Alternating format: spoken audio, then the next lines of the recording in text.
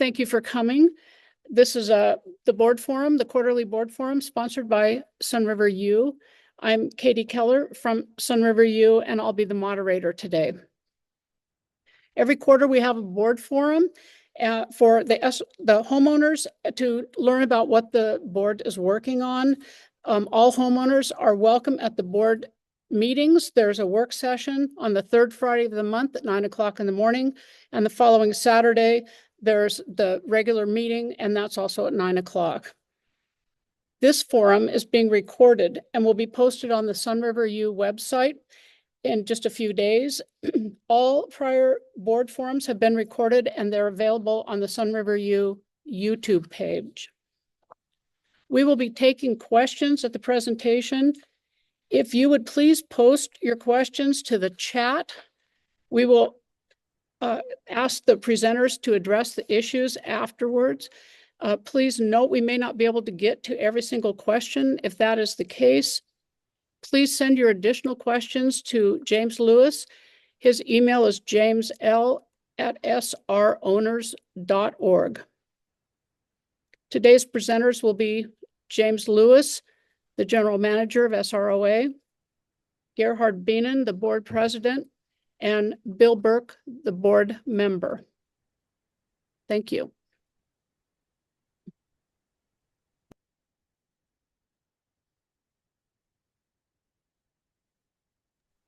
Good. Thank you, Katie. I'll kick it off here. I'm James Lewis. I'm the General Manager for Sunriver Owners Association, and what we're going to talk to you about today.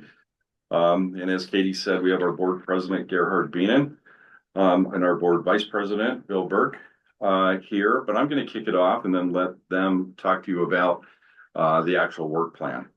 So we do a screen share with our... There we go.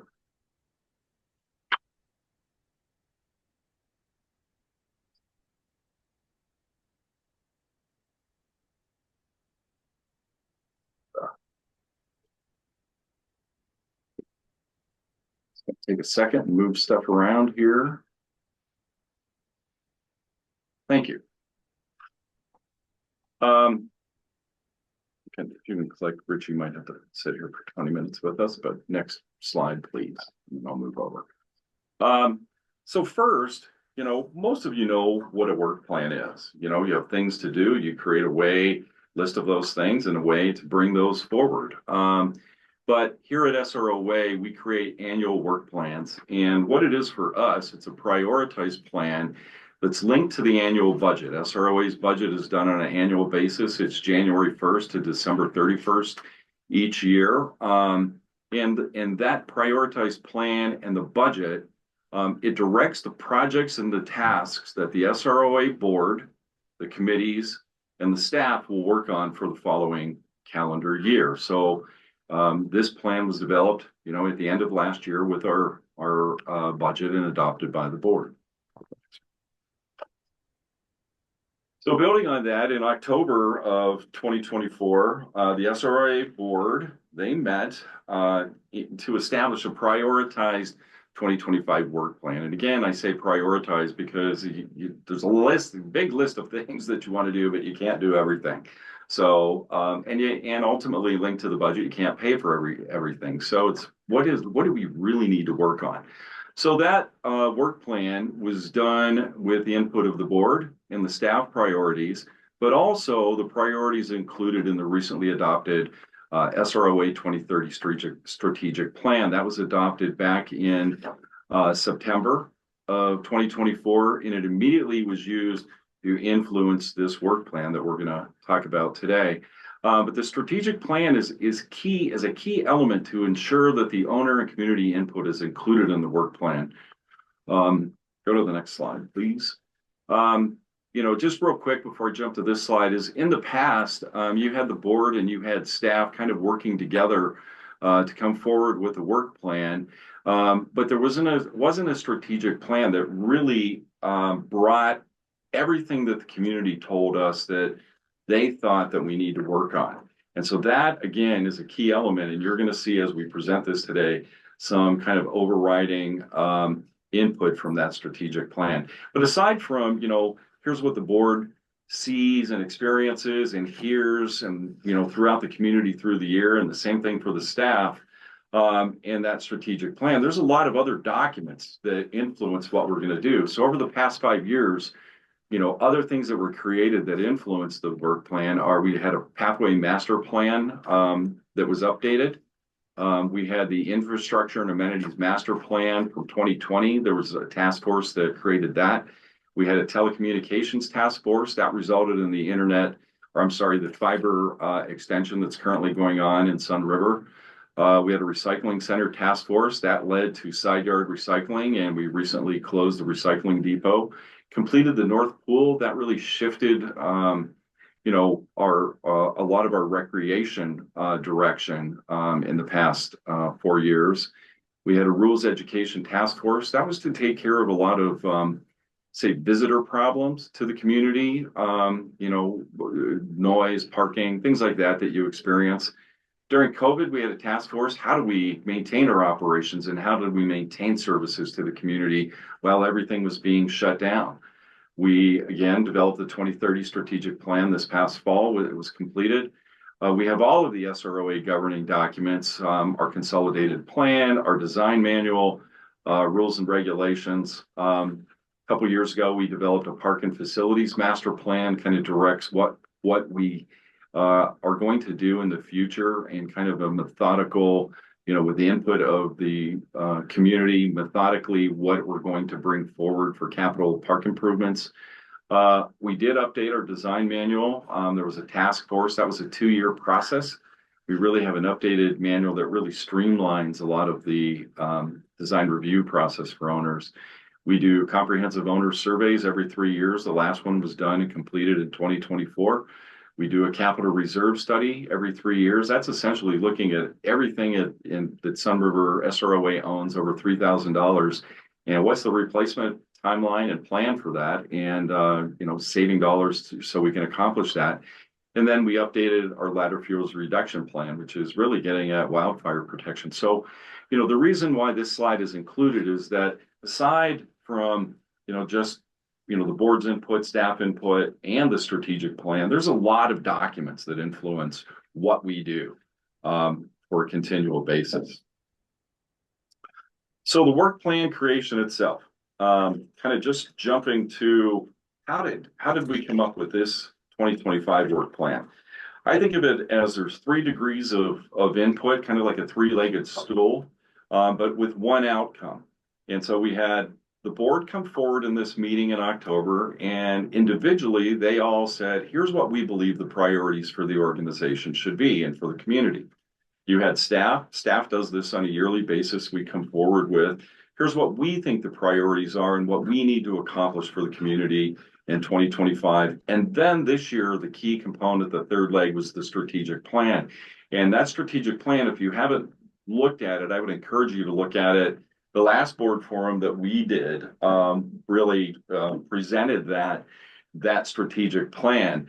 And it has a list of prioritized actions. So when you look at those 3 components, the board priorities, the staff priorities, and the strategic plan priorities, what started to come together was an overlap. You saw an overlap between what some of the items the board brought forward, some of the items the staff brought forward, and some of the strategic plan priorities. And that really provided kind of an easier way to say, here's what we need to accomplish, what we need to work on in 2025. So that overlap, you could say, with more or less was the low-hanging fruit of here's what everybody thinks we need to do next year. And so that was the process. And at that point, I'll turn it over to getting into the priorities to, I think, Gerhard Beenen is going to jump on this slide. All right. Good afternoon, everybody, and thanks for joining us today. And James mentioned, there's been a lot of We can't hear you, Gerhard. It's us. Just 1 second. Hang on. My audio's on. There we go. It was us on our end. We just needed to all right. Get Good rid afternoon, everybody, and thanks for joining us today. As James mentioned, there's a whole lot of different things that went into creating what these priorities were. And, I mean, he mentioned the board priorities as an example. And one of the things I want to point out is that the way the board comes up with their priorities is they take input from owners. We all are owners here in Sun River. We have conversations with other owners. Owners come to board meetings during the owners forum and give us some input on things that they think we ought to be working on. And so that's kind of how we come up with our list of priorities. And so as well as looking at things like the strategic plan and the other plans also. And, with respect to these 7 priorities, I think, we have additional background or information on each one of these. And so as we go through the presentation, we'll give you a little bit more information about each one of these priorities and what the plan is with respect to those items.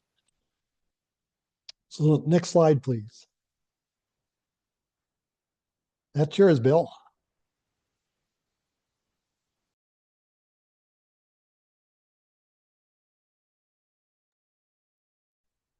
Putting some context around that. Oh, we're good now.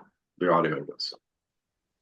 Yep, We had to switch the audio from you to us, Gerhard. Sorry about that. Okay, all right. Yeah, no problem. No, to restate. Thank you, Gerhard, and welcome everyone. Before getting into those specifics on those specific priorities on the previous slide, it's probably worth putting a little context around 3 things that you see bulleted up there, and the needs for us operationally to move forward successfully on all of those priorities. The first is cross-training and redundancy for staff positions. So many things happen here that it could be a 1-person department or very few people, and one person being out ill, retiring, getting injured, whatever, really brings to the fore that we've got such critical positions that if we lose someone, even if it's briefly, it can really slow down operations. So we need to create redundancy around people being able to do more than one function. We need to set guardrails for future year consideration prior to doing our annual goal setting and budgeting process in the fall. And then we also need to develop metrics to evaluate the effectiveness and efficiency of the programs and the processes so that we can hold ourselves accountable. Next slide. So the first item is Pathway Safety Task Force. That has been established.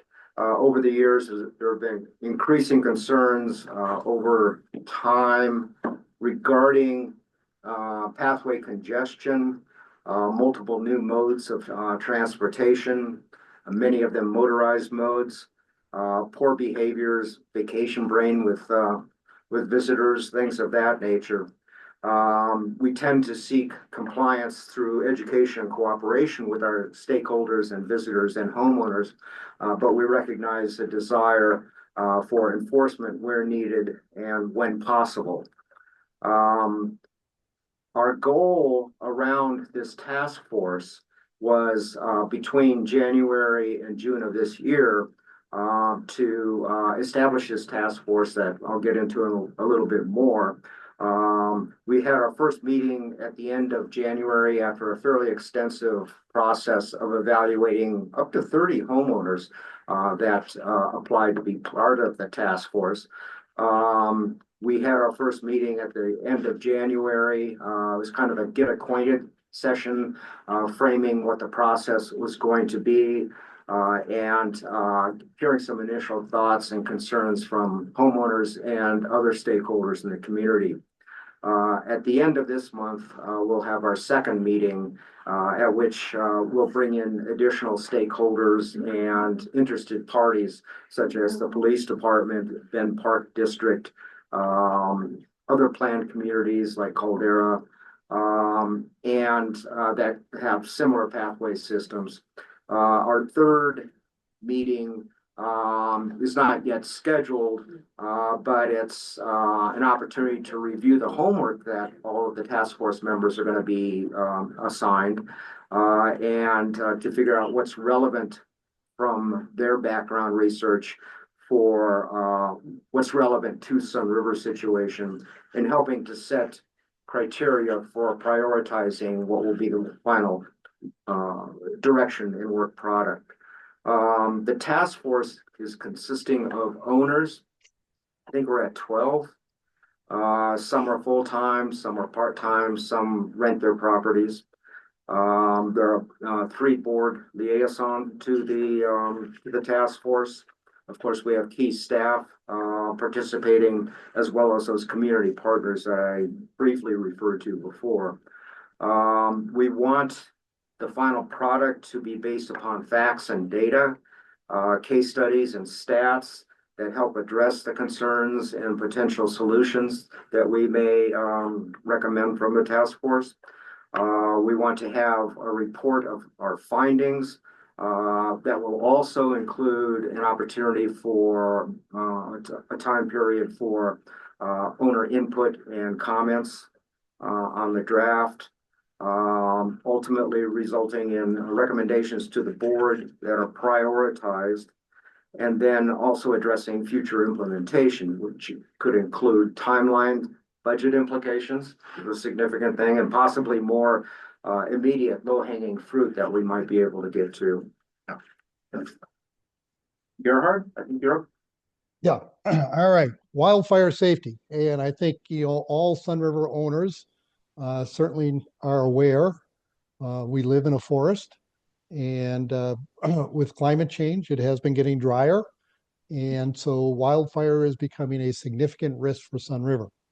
Those who were here in the September timeframe or owned homes in the September timeframe last year are aware that, we had first a level 1 notification and then a level 2 notification. And we came very close to getting a level 3 evacuate now notification because of the wildfire directly west of Sun River. And so SROA has for many years now been investing, close to $400,000 a year, sometimes more, sometimes a little bit less, removing ladder fuel and excess growth in what is referred to as the common land. And the common land is that land outside of our property boundaries that is actually owned by all the Sun River owners, but is managed by SROA. And they do a very good job. Essentially, they divide Sun River into 6 districts, and each year one of those districts gets full treatment through a series of ladder fuel reduction contracts where workers come in, they cut off the low limbs, they remove some of the ground brush, and they remove some of the smaller trees that aren't native to the area and aren't wildfire resistant. So there's a lot of work that's done by SROA. The area that we really need to focus on is what homeowners do. And, as homeowners, we have trees on our property and we need to go out there and trim the ladder fuel. We also need to go out and remove the bitter brush that's on our property. But really what's most important, excuse me, is to have a very large defensible space around our house. And what I mean by very large is on the order of 10 to 20 feet on each side of the perimeter of your home. And what is defensible space? Well, that's where you remove all the combustible material from that region of your house. Because if we can stop the fire, if the fire stops before it gets close to your house, that stops the fire from going up higher into the, higher up. And when the fire goes higher up, wind can get a hold of the embers, and the embers can then spread the fire to other regions of Sun River. And so, removing ladder fuel, that is the limbs that are, within about 10 feet of the ground, removing the vegetation on the ground, things like bitter brush, and then having a significant defensible space around your home is all important for all of us to maintain Sun River as a forest environment, but a safe forest environment. And so there really isn't a task force. It's just a matter of a continuation of the things that we've done in the past. SROA will continue with their ladder fuel reduction program on an annual basis. And they will continue to educate owners about the importance. And what we really need from owners is compliance. And, if owners take care of the ladder fuel on their property, then we're all a lot safer. For those owners who refuse to take care of the ladder fuel on their property, they'll get a notification, and they'll be given a certain amount of time to make a correction on their property. They'll probably get a second notification if they haven't done it. And then ultimately, excuse me, ultimately, if they fail to do it, they will be fined, which is not the objective. The objective is to get the ladder fuel removed from the property. So we can go on to the next slide, Bill. The next priority is creating an ongoing communications work group. This kind of comes out of what we've already talked about, the work plan, the goal setting workshop, and the strategic plan. It relates to other things as well. The idea of marketing and branding Sun River and educating our owners and visitors, as well as what we've talked about a little bit, and that is seeking compliance with rules, regulations, and behaviors. It will be comprised of board liaisons, staff, owners, and community partners. We'll seek to enhance methods of communication to the Sun River owners. Kind of as a two-way street, see enhanced methods for Sun River owners to communicate to your board and your organization. We want to be able to ensure awareness and easy access to information. And last, a quarterly report, at least to the board. There will be quarterly meetings at least. And it's estimated that we're likely to establish that work group either on the March or early spring board agenda. Let me make one more comment about that, Bill. You know, in today's environment, the quickest and easiest way for SROA to inform owners about things that are happening in Sun River, whether they're safety issues or they're just general interest issues, is for owners to have their email address registered with SROA. And we've got pretty good compliance, but we don't have 100%. And so I really want to encourage all owners to provide SROA with your email address so that they can contact you in the event there is something going on in Sun River that is going to be certainly of interest to you as a Sun River owner. Gerhard, real quick to add to that, because again, I think this is one of the most important things. It's linked to everything else we do, such as wildfire safety. It's how do we inform, how do we get information to people, and how do they get information to us? So just want to say, if you give us your email address, all you will get from us are periodic email blasts with information. It's not advertising. It's not anything like that. It's information that we believe you as owners need to know. And that's pretty much it. I mean, it's opportunities for us to communicate with you. But again, I want to, no advertising, we're not bombarding you with emails every day that you're looking for the unsubscribe button to. So just keep that in mind. And currently, out of the over 4,000 properties with many more owners, because some people have quarter shares or half shares, about how many do we have signed up? We have about 3,000 out of 4. So we have about 3/4, and we would love to get that last quarter. Mm-hmm. And again, it goes to safety as well as other happenings here that may be of interest to all of our homeowners. Yes, and again, not to go further down the rabbit hole on this, but going back to all the notifications during the level 1, level 2 evacuations, when we were sending out email blasts to everybody, there were folks that didn't get any messaging. Right after that happened, we got a lot of emails submitted to us to add to the list. So, I mean, again, that's something, if you want to know what's happening, we can provide that info to you. All right. Thank you, James and Bill. Moving on to new revenue sources. So those who have read my column in the February scene, I talked a little bit about this. And essentially what it amounts to is that your maintenance dues, which you pay every year, go for 2 specific types of uses. One is for what I call operations, and that is to pay the salary for all of our SROA employees, all the materials that they need to do their job, etc. And so, and the services that we contract with. The other part, which is on the order of about 25% of that total maintenance fee that you contribute, goes into our capital reserve fund. And the capital reserve fund is used to purchase large capital items, which we define as anything costing more than $3,000 and having a lifespan of at least 3 years, both new and replacement. And so if we have a big, snow removal piece of equipment that reaches the end of its life, we have to buy a new one. A new one might cost about $400,000.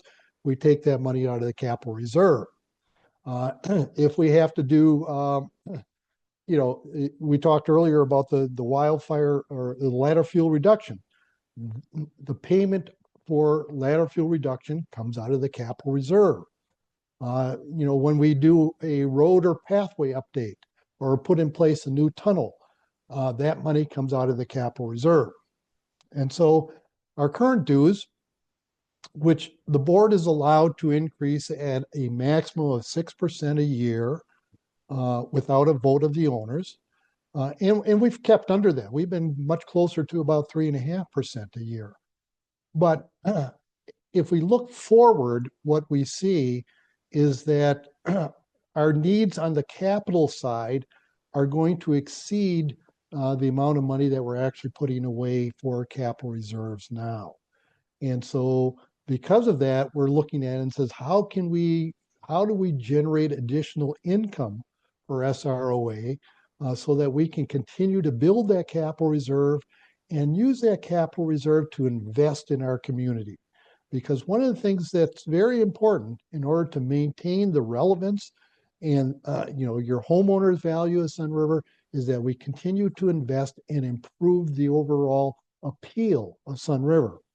Those who had homes back in the late 90s or the mid to late 90s and the early aughts know what happens when SROA does not invest in our capital infrastructure. Sun River was not a very good place back then. Since then, we've made a lot of investments. We've done the pathways, we put in the tunnels, we've got Shark, we've got the upgraded North Pool, we've got the marine or the boat launch facilities, we've made improvements to our parks, and it has made Sun River a lot better and more attractive. And that's important to all of us also, because it does impact our homeowners' value. Even if you don't use those resources, it does impact your homeowners' value. Hopefully, most owners get to use one or more of those resources. So about 2 years ago, myself, James, and with help from Tom O'Shea, the managing director of Sun River Resort, we approached our county commissioners and we said, you guys collect on the order of about $6 million a year from Sun River Rentals through what's called the transient room tax. So every time somebody rents a room here in Sun River for a night, about 8% of the value of that room rate goes back to the county as a transient room tax. And so if you add that all up over the period of 1 year, it adds up to about $6 million. And our argument to the county commissioners was, it would really be nice if some of that money got reinvested in Sun River. Now, they did do this a couple of years ago where they invested $8 million in the new public safety building, which just opened a couple of weeks ago. But, on an ongoing basis, we believe, and this was our argument to the county commissioners, we believe that some of that money should come back to Sun River so that we can reinvest it to keep Sun River relevant and therefore, keep people coming so that the county can continue to collect a transient room tax. The unfortunate thing is that the county said, no, we're not interested in sharing that revenue with you. So that kind of took that off the table. We also looked at the possibility of getting the state legislature to say, okay, when you have a homeowners association, such as Sun River, where they have all this infrastructure and they provide all these services, they should be eligible to collect transient room tax. And we talked to a number of people who had key insights into what the legislature would or would not do. And their message to us ain't going to happen. That's not going to happen. You won't get that through the legislature. So that was another thing that got blocked off. So we're kind of stuck at this point in time that we were not going to get the transient room tax unless owners decide as a group that we want to incorporate. If we incorporate, like the city of Bend or the city of Lapine or the city of Sisters or the city of Redmond, they get all the transient room tax collected within their jurisdiction. And so if Sun River became a city, we would get all the transient room tax collected in Sun River. However, incorporation has other things that come with it. I mean, there is the benefit of the transient room tax, but there are some other things that make it less advantageous than being a homeowners association. So at this point in time, we're not pursuing incorporation. So that's kind of the background. So now we created a subcommittee of the Finance Committee to look at other ways in which we can generate additional revenue for SROA, primarily for the purpose of continuing to build up our capital reserves and allow us to continue to invest in the capital infrastructure necessary to keep Sun River relevant. And, we don't want to, quote unquote, continuously tax owners more and more, but we have to look at it and say, okay, where's the impact? What are we, about 40% of the homes in Sun River are used as rentals. The people who own those homes, they're running a business, they're renting out their homes, they collect money every night, their home is rented out, and their renters, their guests come and make use of the Sun River resources. And so that's a little bit different than a homeowner who lives in Sun River, and maybe there's a couple people in the house or 3 people in the house, and they pay the same maintenance fee as somebody who rents out their home and has continuously 12 people a night in their home through the busy season of the year. So we're looking at different ways of addressing this issue and seeing if there is a mechanism that we believe would generate some additional revenue, but not overly burden Sun River owners. And so we don't have anything at this point in time. We've had one meeting. We have another meeting tomorrow morning. And we're just kind of setting the framework right now and understanding what the boundaries are. And then we will come forward with a recommendation to the board at a point in time in the future. Okay, next slide, please. The next task force is the rules and regulation update. Our rules and regulations are outdated. And this task force will kind of come together and be developed by the board in the late spring or early winter of 2025. Over the last 25 years, we've kind of in a as-needed, haphazard, unorganized fashion, caught up on some of the rules and regulations, but not in a comprehensive way.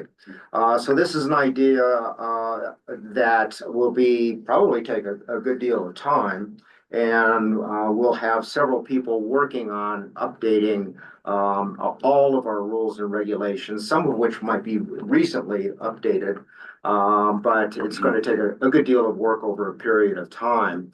And so many things have changed over that 25-year period.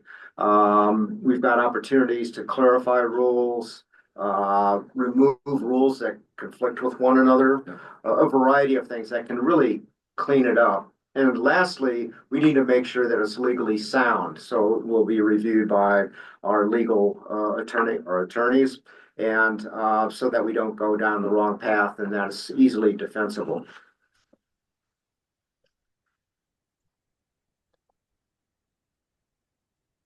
Okay, on to the SROA election process. I think most owners are probably familiar with what our current election process is. SROA mails out a ballot to you. You receive that ballot in the mail. You fill out the ballot. There's some additional information that comes with the ballot. You fill it out. You either mail it back to SROA or you take it to the SROA office and drop it in the big wooden ballot box. And then after the election is closed, a group of volunteers gathers up all those ballots that were either mailed in or put in the ballot box.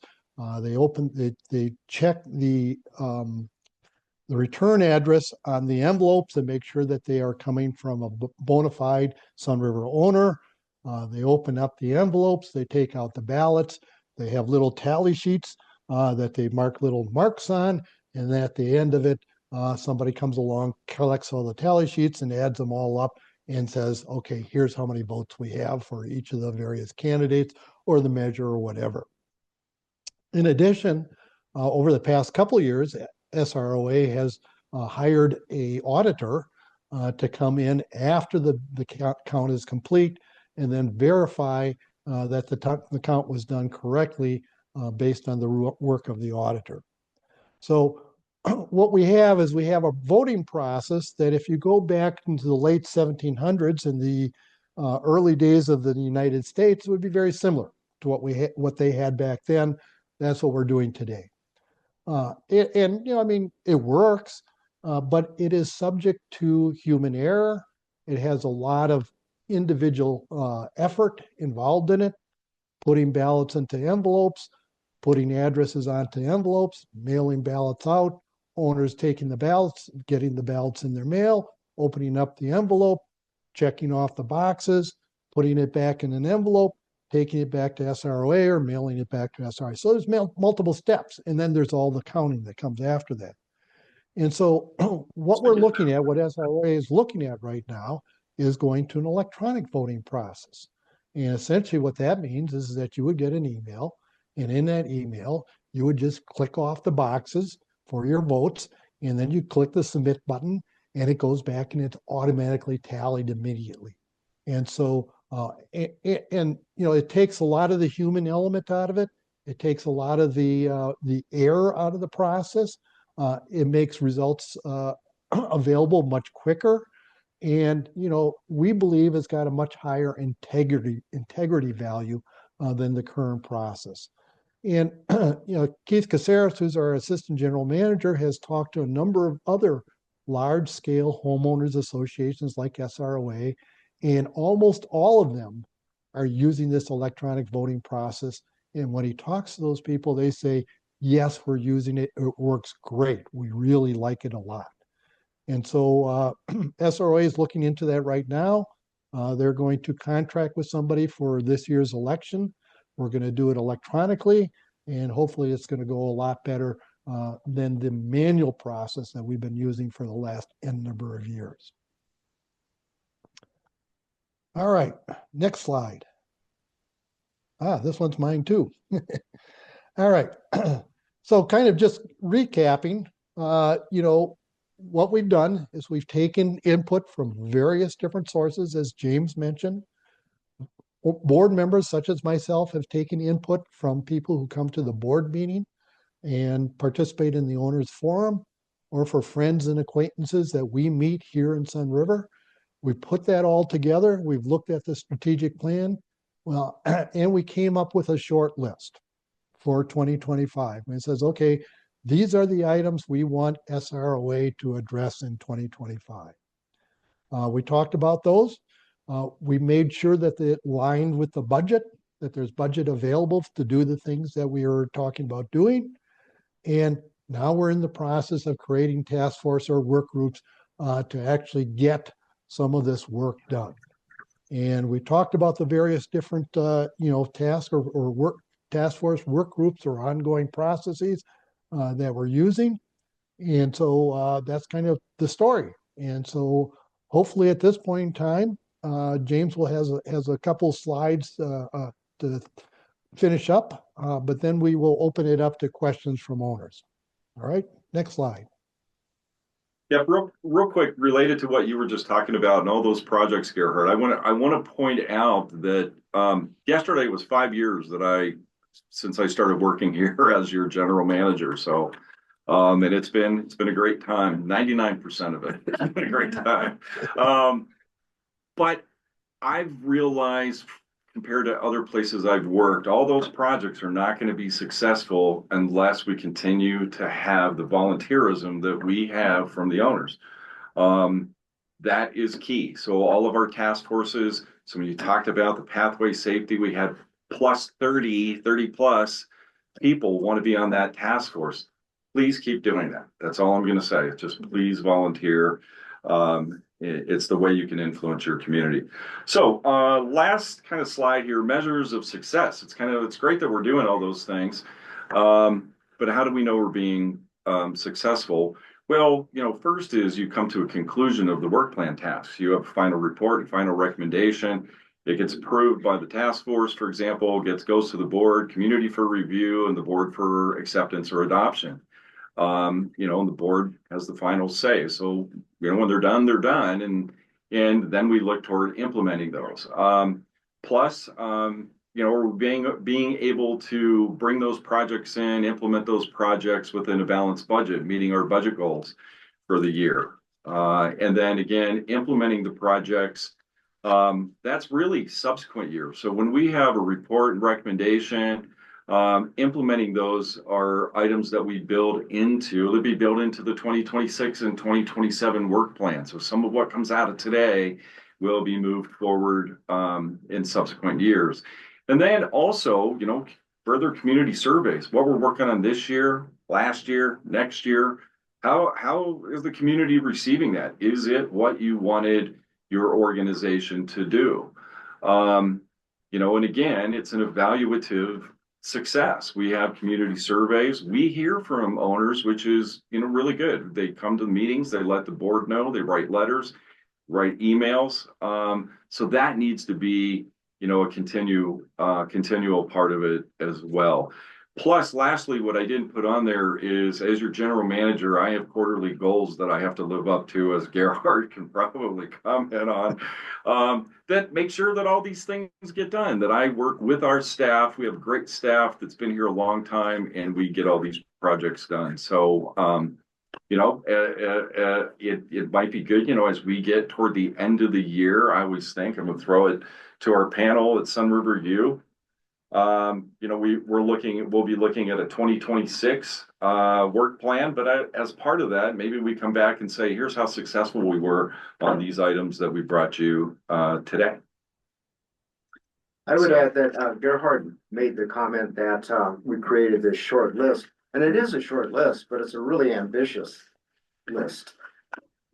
In addition to everything else that's going on and that our staff are doing. Yeah, and so there are regular things that we do, and that's thank you, Bill, for that.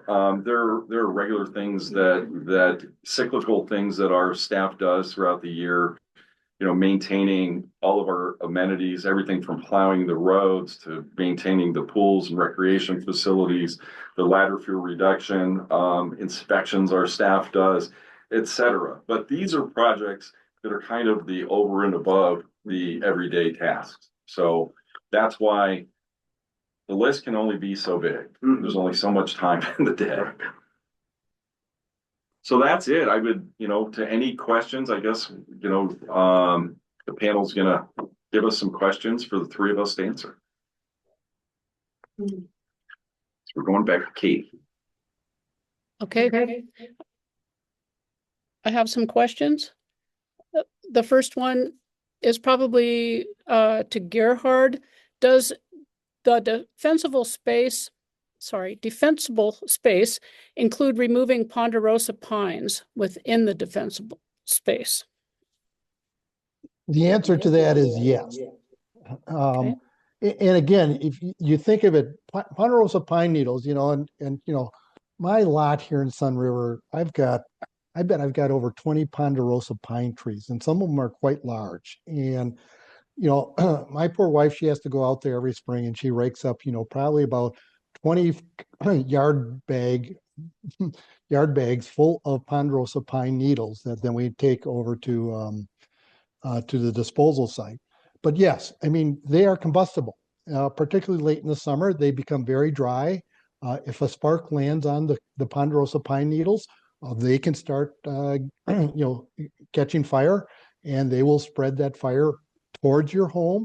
And that's what you want to try to avoid, because once the home catches on fire, it's a whole different story for our firefighters and what they can and cannot do.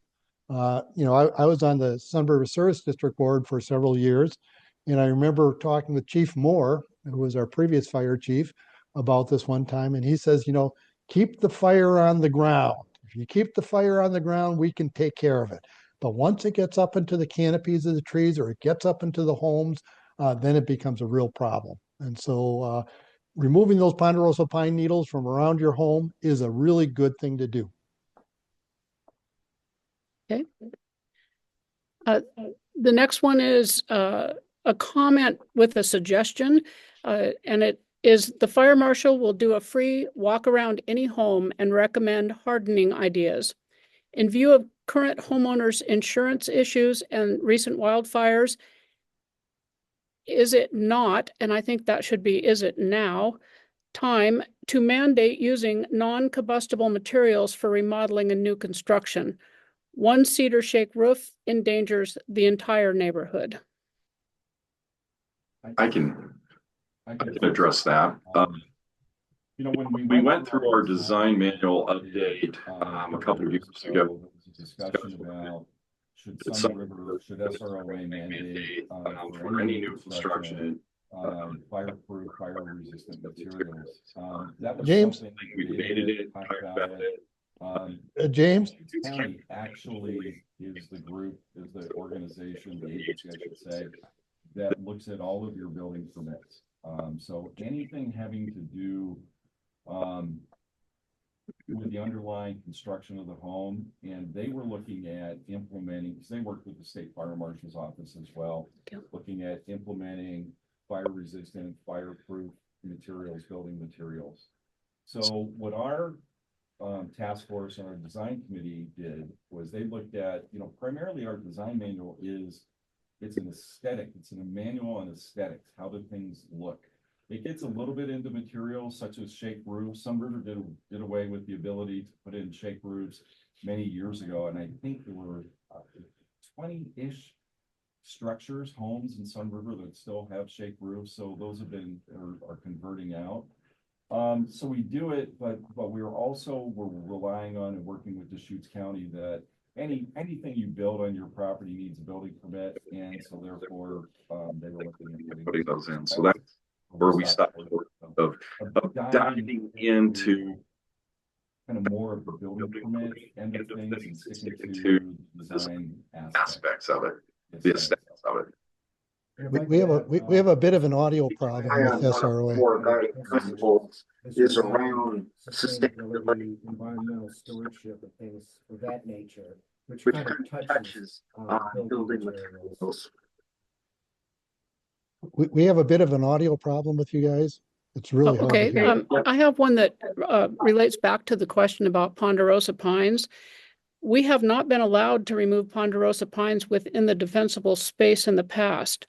Should we ask again? Again, I'll jump in. It depends upon. Are we talking a mature ponderosa pine, or are we talking, like a seedling, a sapling, and the mature ponderosa pines, I'll take it maybe a little bit deeper. He's answering it right now. Sun River is an urban forest. We have urban densities of development in a forested situation. In our natural resources department, a lot of what underlies our ladder fuel reduction plan is converting our forests, our urban forests, from a mixed forest to a ponderosa forest. So just in a very general sense, it's easier to remove a lodgepole pine, which is very combustible, versus a ponderosa pine. So within that first 5 to 10 feet surrounding your home, the defensible space, if you have a mature ponderosa pine, but you've cleared out all of the underbrush, all of the other combustibles, it is. Sorry to interrupt, but the microphone, the owl is having some issues, so it's not picking up well. Okay. And I don't know why. It was working earlier, now it's not. Picking up sound. Well, I Yeah. use this. Okay. Yeah, that's much better. Just switching microphones here for a second. So what I was saying is in removing the mature ponderosa pines, within that first 5 to 10 feet defensible space of your home is something that if you do all of the other underbrush, you do all of the other defensible space clearing, the mature ponderosa pines are very fire resistant. So if you look at a couple of years ago when you drive up Cottonwood Road, and it was about maybe 5 or 6 years ago along South Century coming into Sun River, they're the prescribed burns. It burns all the underbrush, it burns all of the seedlings, the saplings, and what you see are the mature ponderosa pines that are still standing. And after a year or so, all their needles are back and they're not, there's no crown fire. So to answer your question more specifically, we're not looking right now at changing the ladder fuel reduction plan to require or allow the removal of these mature ponderosa pines within that defensible space. It's everything else that will keep your home and those trees from further combusting. I have a couple questions about the email sign up. Can you have multiple email addresses per homeowner? Yes. Okay. Short answer. As where many as you want. Where do you sign up? Well, you can go to our webpage and under the owners. Well, I'll try to move over next to you. You can go to the SROA webpage, and under the owners link at the top, there is a area that, well, it's hard to describe unless I'm driving it for you, where you can submit your email address. Worst comes to worst, send it to me, jamesl@srowners.org. Send it to me and I'll make sure it gets there. Thank you. That is the last of the questions that we have. Thank you, everybody, for participating today, and we'll see you next quarter for the next one.